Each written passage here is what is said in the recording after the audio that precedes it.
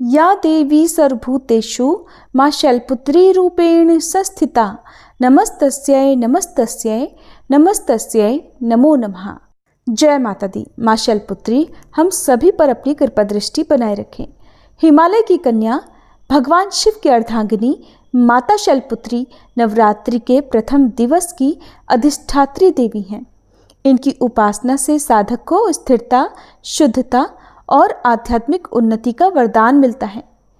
मां शैलपुत्री के मस्तक पर चंद्रमा की शोभा, हाथों में त्रिशूल और कमल का तेजस्वी स्वरूप भक्तों को अचल विश्वास और शक्ति प्रदान करता है। और मां शैलपुत्री वृषभ अर्थात बैल की सवारी करती हैं। आइए प्रिय श्रोताओं, आज सुनते हैं मां शैलपुत्री की दिव्य कथा और कथा के अंत में आप आरती भी सुनेंगे। आज की इस कथा को सुनने के बाद वीडियो को लाइक और कमेंट बॉक्स में जय माता दी जरूर लिखिएगा। सर्वशक्ति की अधिष्ठात्री नवरात्रि के प्रथम दिन पूजित देवी मां शैलपुत्री का जन्म एक विशेष उद्देश्य से हुआ। देवी सती के रूप में जब उन्होंने अपने शरीर का त्याग किया तो वे अपने अगले जन्म में राजा हिमालय के यहाँ पुत्री के रूप में अवतरित हुई। यही कारण है कि उन्हें शैल अर्थात पर्वत की पुत्री कहा जाता है। प्राचीन काल में हिमालय राज अपनी पवित्रता और निष्ठा के लिए प्रसिद्ध थे। वे भगवान शिव के अनन्य भक्त थे और उनके चरणों में लीन रहते थे। एक दिन जब वे गहन ध्यान में थे तब नारद मुनि वहां आए और उन्होंने कहा, हे राजन, तुम्हारे घर स्वयं आदि शक्ति प्रकट होंगी। वे न केवल इस धरा को दिव्यता से आलोकित करेंगी बल्कि तुम्हारे कुल का गौरव भी बढ़ाएंगी। राजा हिमालय और उनकी रानी ने यह सुनकर देवी भगवती की घोर तपस्या की। उनकी श्रद्धा और भक्ति से प्रसन्न होकर मां भगवती ने उन्हें आशीर्वाद दिया कि वे स्वयं उनकी पुत्री के रूप में जन्म लेंगी। कुछ समय बाद रानी को एक दिव्य कन्या की प्राप्ति हुई जो अत्यंत तेजस्वी और दिव्य आभा से युक्त थी।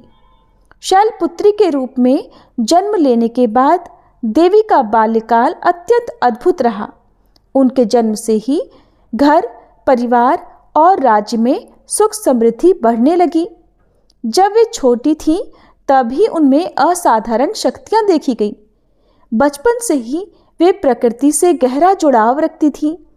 पर्वतों की गुफाओं में ध्यान लगाना, नदियों के जल में कमल की तरह क्रीड़ा करना और जीव जंतुओं को स्नेह देना उनके स्वभाव में था। उनकी उपस्थिति मात्र से वातावरण शांत और पवित्र हो जाता था। कभी कभी वे ध्यान में लीन हो जाती और उनका मुखमंडल दिव्य तेज से दमकने लगता। राजा हिमालय को ये आभास हो गया था कि उनकी पुत्री कोई साधारण कन्या नहीं बल्कि स्वयं भगवती का अवतार है। उन्होंने नारद मुनि से इसका रहस्य पूछा। तब उन्होंने कहा, हे राजन, ये वही देवी हैं जो पहले दक्ष प्रजापति की पुत्री सती थी। उन्होंने अपने पति महादेव का अपमान सहन न करते हुए योगाग्नि में देह त्यागी थी।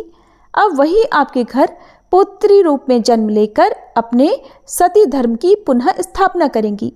यह सुनकर राजा हिमालय को गर्व हुआ और वे अपनी पुत्री को हर प्रकार से शिक्षा देने लगे।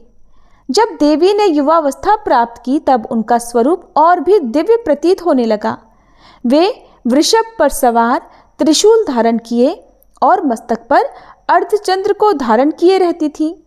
उनका यह दिव्य स्वरूप संपूर्ण सृष्टि को यह संदेश देता है कि वे स्थिरता, साहस और भक्ति का प्रतीक हैं। शैलपुत्री के रूप में जन्म लेने के बाद देवी का जीवन एक नई दिशा की ओर अग्रसर हुआ। अब उन्हें भगवान शिव से पुनः विवाह करना था, जिसके लिए उन्होंने कठोर तपस्या का संकल्प लिया और यही तपस्या आगे चलकर महादेव से उनके पुनर्मिलन का कारण बनी। मां शैलपुत्री की पूजा करने से व्यक्ति को स्थिरता, आत्मविश्वास और भक्ति का आशीर्वाद प्राप्त होता है। जो भी भक्त सच्चे मन से मां की आराधना करता है उसके जीवन में सुख समृद्धि की वृद्धि होती है। माँ शैलपुत्री का जन्म एक विशेष उद्देश्य से हुआ था। वे पूर्व जन्म में माता सती थीं, जो भगवान शिव की अर्धांगिनी थी, लेकिन उन्होंने अपने पिता दक्ष प्रजापति के अपमान से आहत होकर योगाग्नि में अपने प्राण त्याग दिए थे और यही माता सती ने अपने अगले जन्म में राजा हिमालय की पुत्री के रूप में जन्म लिया और वे शैलपुत्री के रूप से विख्यात हुई। माता सती का जन्म ब्रह्मा जी के पुत्र दक्ष प्रजापति के घर हुआ। वे बचपन से ही भगवान शिव की आराधना में लीन रहती थीं। कठिन तपस्या के बाद भगवान शिव ने उन्हें अपनी अर्धांगिनी के रूप में स्वीकार किया, लेकिन उनके पिता दक्ष प्रजापति शिव जी को योग्य वर नहीं मानते थे। एक बार दक्ष प्रजापति ने एक भव्य यज्ञ का आयोजन किया, जिसमें सभी देवताओं और ऋषियों को आमंत्रित किया गया, लेकिन भगवान शिव और देवी सती को निमंत्रण नहीं भेजा। जब माता सती को इस बात का पता चला तो वे अपने पिता के घर जाने के लिए उत्सुक हुई। भगवान शिव ने उन्हें समझाया कि बिना निमंत्रण जाना उचित नहीं होगा, लेकिन माता सती अपने मायके जाने के लिए अडिग रहीं। यज्ञ स्थल पर पहुंचने के बाद माता सती ने देखा कि वहां भगवान शिव का अपमान किया जा रहा था। दक्ष प्रजापति ने अपशब्द कहे और शिव जी को अयोग्य कहा।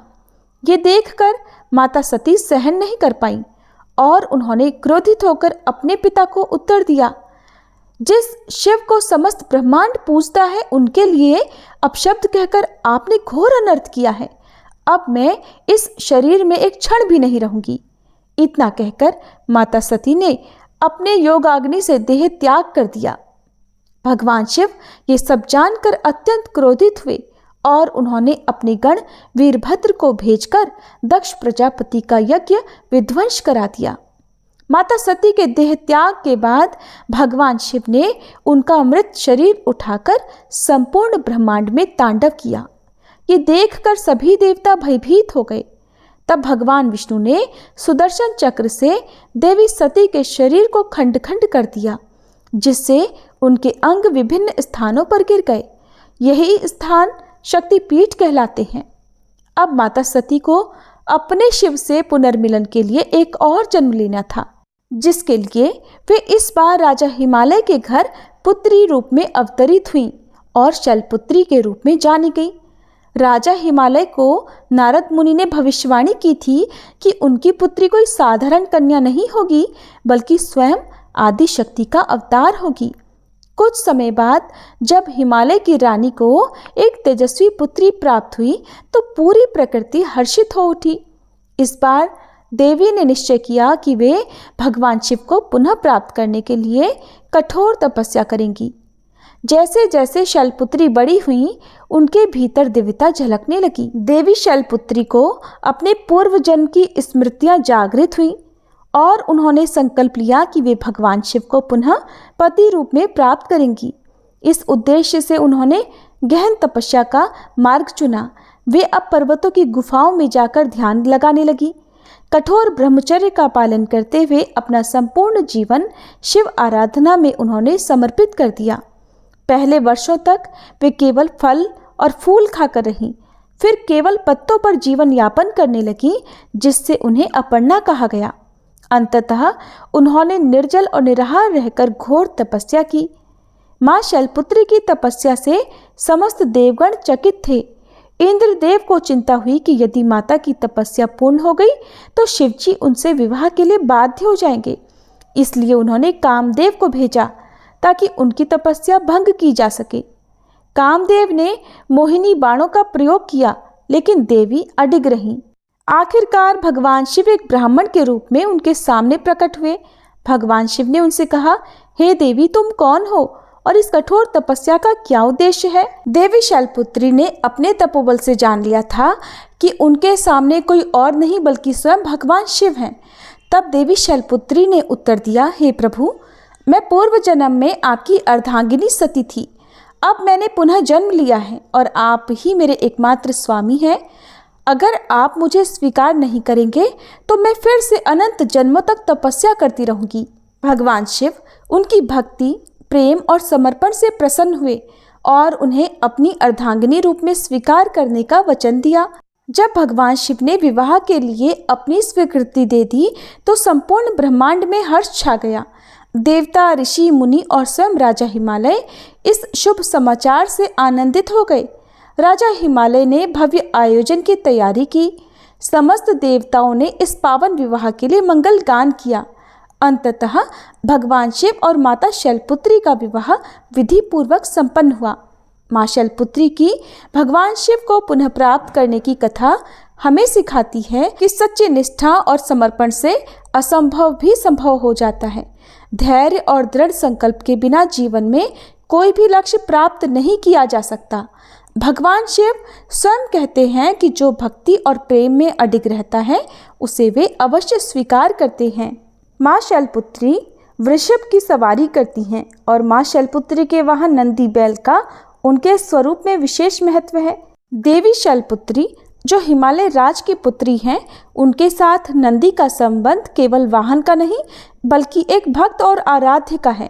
ये कथा हमें बताती है कि कैसे एक साधारण बैल भगवान शिव का परम भक्त बना और माँ शैलपुत्री के साथ जुड़ा।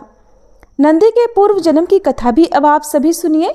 प्राचीन काल में ऋषि शिलाद ने संतान प्राप्ति के लिए घोर तपस्या की। उन्होंने भगवान शिव से प्रार्थना की कि उन्हें एक ऐसा पुत्र प्राप्त हो जो अमर और अत्यंत तेजस्वी हो। भगवान शिव ने उनकी तपस्या से प्रसन्न होकर उन्हें एक पुत्र प्रदान किया जो वास्तव में शिव जी का ही अंश था। इस बालक का नाम नंदी रखा गया। वह जन्म से ही तेजस्वी और अत्यंत बलशाली था। बचपन से ही नंदी को भगवान शिव के प्रति अगाध भक्ति थी। जैसे जैसे वह बड़े हुए उनकी भक्ति और बढ़ती गई। जब नंदी युवा हुए तो उन्हें ज्ञात हुआ कि उनका जीवन केवल सांसारिक कार्यों के लिए नहीं बल्कि भगवान शिव की सेवा के लिए समर्पित होना चाहिए। इसके लिए वह कैलाश पर्वत की ओर प्रस्थान कर गए और भगवान शिव को प्रसन्न करने के लिए घोर तपस्या करने लगे। उन्होंने कठोर व्रत का पालन किया, केवल वायु और जल पर रहकर भगवान शिव का ध्यान किया। उनकी भक्ति से प्रसन्न होकर स्वयं भगवान शिव प्रकट हुए। भगवान शिव ने नंदी से कहा, वत्स, मैं तुम्हारी भक्ति से अत्यंत प्रसन्न हूँ, मांगो जो तुम्हें चाहिए। नंदी ने उत्तर दिया, हे प्रभु, मेरा एकमात्र लक्ष्य आपकी सेवा करना है, मुझे आपके चरणों में स्थान दीजिए। तब भगवान शिव ने उसे अपना प्रेगण और वाहन बनने का वरदान दिया। इधर जब माता सती ने योगाग्नि में आत्मत्याग किया और पुनः शैलपुत्री रूप में जन्म लिया, तब भगवान शिव ने नंदी को आदेश दिया कि वह उनकी साधना में सहायता करे। जब देवी शैलपुत्री कठिन तपस्या कर रही थी, तब नंदी उनकी रक्षा के लिए सदैव उपस्थित रहते थे। उन्होंने देवी की सेवा की और उनकी तपस्या में किसी भी प्रकार की बाधा नहीं आने दी। देवी ने नंदी की भक्ति और सेवा भाव को देखकर उन्हें आशीर्वाद दिया कि वह सदैव शिव और शक्ति के वाहन के रूप में प्रतिष्ठित रहेंगे। एक समय की बात है जब एक असुर ने देवी शैलपुत्री की तपस्या भंग करने का प्रयास किया। वह राक्षस वेश बदलकर उनके समीप पहुंचा, लेकिन नंदी ने उसे पहचान लिया। नंदी ने अपनी अपार शक्ति से उस असुर का सामना किया। देवी के आशीर्वाद से नंदी ने उसे परास्त कर दिया। तब माँ शैलपुत्री ने नंदी को ये वरदान दिया कि जो भी मेरी पूजा करेगा वह तुम्हारी भी आराधना करेगा और तुम मेरे साथ सदा रहोगे। जो भी माँ शैलपुत्री और भगवान शिव की पूजा करता है उसे नंदी की कृपा भी प्राप्त होती है। नंदी को समर्पित व्यक्ति को शिव शक्ति की विशेष कृपा मिलती है। नंदी की सवारी करने वाली माँ शैलपुत्री धैर्य, सेवा और समर्पण की प्रतीक मानी जाती हैं। माँ शैलपुत्री का संबंध चंद्रमा अर्थात सोम से भी विशेष रूप से जुड़ा हुआ है। वे अपने मस्तक पर अर्धचंद्र धारण करती हैं, जिससे उनका एक नाम सौम्य रूपा भी है। लेकिन क्या आप जानते हैं कि चंद्रदेव को यह सौभाग्य कैसे प्राप्त हुआ कि वे माता के मस्तक पर विराजमान रहे? अब आगे की कथा में आप ये भी जानेंगे कि चंद्रदेव को कैसे ये सौभाग्य प्राप्त हुआ और कैसे चंद्रदेव ने गंभीर श्राप भोगा और फिर माँ शैलपुत्री की कृपा से पुनः अपना तेज प्राप्त किया। चंद्रदेव, जिन्हें सोम भी कहा जाता है, जो अत्यंत सुंदर, तेजस्वी और आकर्षक माने जाते हैं, वे 27 नक्षत्रों के स्वामी हैं और उन्होंने राजा दक्ष प्रजापति की 27 कन्याओं से विवाह किया था, लेकिन उन्होंने अपने विशेष रूप से रोहिणी नामक पत्नी को ही सबसे अधिक प्रेम दिया, जिससे बाकी 26 पत्नियां उपेक्षित महसूस करने लगी। जब ये बात दक्ष प्रजापति को पता चली तो उन्होंने चंद्रदेव को समझाया, लेकिन उन्होंने इस बात को अनदेखा कर दिया। इससे क्रोधित होकर राजा दक्ष ने उन्हें क्षय होने अर्थात धीरे धीरे लुप्त होने का श्राप दे दिया। श्राप के प्रभाव से चंद्रदेव की चमक धीरे धीरे कम होने लगी, जिससे देवताओं की संपूर्ण सृष्टि में संकट उत्पन्न हो गया। चंद्रदेव अत्यंत व्याकुल हुए और सभी देवताओं से सहायता मांगी, लेकिन कोई समाधान नहीं मिला। अंततः वे भगवान शिव और मां शैलपुत्री की शरण में पहुंचे। चंद्रदेव ने कैलाश पर्वत पर जाकर घोर तपस्या प्रारंभ की। वे दिन रात भगवान शिव और माता शैलपुत्री का ध्यान करने लगे। चंद्रदेव ने ओम नमः शिवाय मंत्र का जाप करते हुए कठोर तप किया। वे हिमालय की ठंडी गुफाओं में बिना अन्न जल के शिव और शक्ति की आराधना करने लगे। तब उनकी भक्ति से प्रसन्न होकर मां शैलपुत्री ने शिवजी से आग्रह किया कि वे चंद्रदेव को इस श्राप से मुक्त करें। भगवान शिव ने कहा, हे सोम, तुम्हारा ये कष्ट तुम्हारे ही कर्मों का फल है, लेकिन शक्ति की कृपा से तुम इस श्राप से पूरी तरह मुक्त तो नहीं, परंतु नियंत्रित हो सकते हो। मां शैलपुत्री ने उन्हें आशीर्वाद देते हुए कहा, हे चंद्रदेव, तुम्हें मेरे मस्तक पर स्थान प्राप्त होगा। जब तुम क्षीण हो जाओगे तब तुम पुनः पूर्ण होकर चमकोगे। तुम्हारी ये अवस्था अब अमर रहेगी और इसी चक्र को चंद्रमास का नाम दिया जाएगा। मां शैलपुत्री के आशीर्वाद से ही चंद्रमा कृष्ण पक्ष में क्षीण होते और शुक्ल पक्ष में पुनः बढ़ते हैं। यही चंद्र कलाओं का आधार बना। शिवजी ने चंद्रमा को अपने मस्तक पर धारण किया, जिससे वे चंद्रशेखर कहलाए। चंद्रमा का यह चक्र समस्त जीवन चक्र का प्रतीक बन गया। इसी घटना के कारण सोमवार अर्थात चंद्रवार को शिव शक्ति की विशेष पूजा का दिन माना गया। चंद्रदेव ने मां शैलपुत्री और भगवान शिव से यह निवेदन किया कि वे उनकी भक्ति को अमर कर दें। तब भगवान शिव ने कहा, हे सोम, जिस स्थान पर तुमने तपस्या की है वही अब तुम्हारे नाम से सोमनाथ नामक मेरा प्रथम ज्योतिर्लिंग स्थापित होगा। यहाँ आने वाले भक्तों के सभी पाप और कष्ट दूर होंगे। मां शैलपुत्री ने भी आशीर्वाद दिया कि जो भी भक्त सोमवार को व्रत रखेगा उसकी समस्त इच्छाएं पूर्ण होंगी। तभी से सोमवार को शिव और शक्ति की पूजा का विशेष महत्व हो गया। मां शैलपुत्री के वहां नंदी बैल का उनके स्वरूप में विशेष स्थान है। लेकिन प्रिय श्रोताओं, क्या आप जानते हैं कि एक समय ऐसा भी आया जब एक दैत्य वृषभासुर ने देवी की शक्ति को चुनौती दी थी। आगे की कथा जो भी आप सुनने वाले हैं वो बताती है कि कैसे अहंकारी राक्षस ने शिव और शक्ति की महिमा को नकार दिया और उसका अंत स्वयं मां शैलपुत्री के हाथों हुआ। बहुत समय पहले वृषभ नामक एक असुर ने भगवान शिव की कठोर तपस्या की। उसने वर्षों तक घोर तप कर शिव जी को प्रसन्न कर लिया। तब भगवान शिव प्रकट हुए तो वृषभासुर ने कहा, प्रभु, मुझे अपार शक्ति और अमृतत्व का वरदान दीजिए, जिससे कोई भी मुझे पराजित न कर सके। भगवान शिव ने उसे वरदान दिया कि वह अत्यंत बलशाली होगा, लेकिन उसकी मृत्यु एक दिव्य स्त्री के हाथों ही होगी। वृषभासुर ने इस वरदान को सुना, लेकिन उसकी बुद्धि अहंकार से भर गई। उसने अपनी शक्ति का उपयोग भलाई की बजाय अधर्म के लिए करना शुरू कर दिया। वह देवताओं और ऋषियों को सताने लगा। उसने शिवजी के अन्य भक्तों को भी कष्ट देना शुरू कर दिया। उसे विश्वास था कि कोई भी स्त्री उसे पराजित नहीं कर सकती। एक दिन उसने सुना कि हिमालय की पुत्री मां शैलपुत्री अपार शक्ति और दिव्य तेज से युक्त हैं। अहंकारी वृषभासुर को यह सहन नहीं हुआ कि कोई स्त्री उससे अधिक शक्तिशाली हो सकती है। तब वह कैलाश पर्वत की ओर बढ़ा और मां शैलपुत्री को ललकारते हुए बोला, हे शैलपुत्री, तुम स्त्री होकर मेरी शक्ति की बराबरी कैसे कर सकती हो? अगर तुम्हें अपने बल पर विश्वास है तो आओ और मुझसे युद्ध करो। मां शैलपुत्री शांत थीं। उन्होंने वृषभासुर को समझाने का प्रयास किया, हे वृषभ, अहंकार का अंत निश्चित है। यदि तुम शिवजी के सच्चे भक्त हो तो अपनी शक्ति का उपयोग सद्मार्ग के लिए करो। लेकिन माँ शैलपुत्री की इन बातों का वृषभासुर पर कोई भी प्रभाव नहीं पड़ा और उसने देवी पर आक्रमण कर दिया।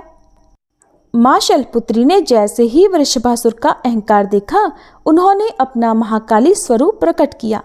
उनके नेत्र अंगारे समान जलने लगे, त्रिशूल उनके हाथों में चमकने लगा। उनकी सवारी नंदी बैल भी गगन भेदी गर्जना करने लगा। माँ शैलपुत्री ने वृषभासुर से कहा, अब तेरा अंत निकट है। और ऐसा कहकर उन्होंने त्रिशूल से वृषभासुर का वध कर दिया और उसके अंत के साथ ही संपूर्ण संसार में पुनः शांति स्थापित हो गई। इस प्रकार माँ शैलपुत्री केवल करुणा की ही देवी नहीं बल्कि दुष्टों का संहार करने वाली महाशक्ति भी हैं। और अहंकार से हमेशा पतन होता है, चाहे व्यक्ति कितना भी शक्तिशाली क्यों ना हो। माँ शैलपुत्री की महिमा अपार, करें हम सच्चे मन से उनकी जय जयकार। अगली कथा में फिर मिलेंगे, नव दुर्गा की लीला संग चलेंगे। प्रिय श्रोताओ, माँ शैलपुत्री की कथा समाप्त हुई। अगली कथा में आप माँ ब्रह्मचारिणी की कथा भी विस्तार पूर्वक सुनेंगे। अब हम सभी मिलकर माँ दुर्गा की आरती गाएं। जय अम्बे गौरी मैया, जय श्यामा गौरी, तुमको निश दिन ध्यावत, मैया जी को सब दिन मनावत, हरि ब्रह्मा शिवरी। जय अम्बे गौरी, मांग सिंदूर विराजत, टीको मृग मद को, मैया टीको मृग मद को, उज्ज्वल से दो नैना, निर्मल से दो नैना, चंद्र वदननी को। जय अम्बे गौरी, कनक समान कलेवर, रक्तांबर राजे, मैया रक्तांबर राजे, रक्त पुष्प गलमाला, लाल पुष्प गलमाला, कंठन पर साजे। जय अम्बे गौरी, के हरिवाहन राजत, खड्ग खपर धारी, मैया खड्ग खपर धारी, सुर नर मुनि जन सेवत, सुर नर मुनि जन सेवत, तिनके दुख हारी। जय अम्बे गौरी, कानन कुंडल शोभित, नासाग्रे मोती, मैया नासाग्रे मोती, कोटिक चंद्र दिवाकर, कोटिक चंद्र दिवाकर, राजत समज्योति। जय अम्बे गौरी, शुंभ निशुंभ विदारे, महिषासुर घाती, मैया महिषासुर घाती, धूम्र विलोचन नैना, मधुर विलोचन नैना, निश दिन मदमाती। जय अम्बे गौरी, चंड मुंड संहारे, शोणित बीज हरे, मैया शोणित बीज हरे, मधु कैटभ दो मारे, मधु कैटभ दो मारे, सुर भयहीन करे। जय अम्बे गौरी, ब्रह्माणी रुद्राणी, तुम कमला रानी, मैया तुम कमला रानी, आगम निगम बखानी, तुम शिव पट रानी। जय अम्बे गौरी, 64 योगिनी मंगल गावत, नृत्य करत भैरू, मैया नृत्य करत भैरू, बाजत ताल मृदंगा, बाजत ढोल मृदंगा, अरु बाजत डमरू। जय अम्बे गौरी, तुम ही जग की माता, तुम ही हो भरता, मैया तुम ही हो भरता, भक्तन की दुख हरता, भक्तन की दुख हरता, सुख संपत्ति करता। जय अम्बे गौरी, भुजाचार अति शोभित वर मुद्राधारी, मैया वर मुद्राधारी।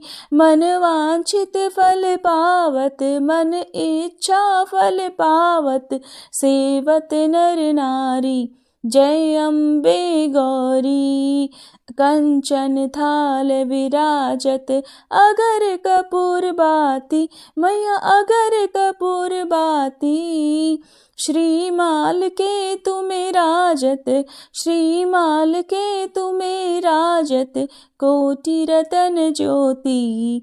जय अम्बे गौरी। श्री अम्बे जी की आरती जो कोई नर गावे, मैया जो कोई नर गावे। कहते शिवानंद स्वामी, रटत भोलानंद स्वामी, सुख संपत्ति पावे।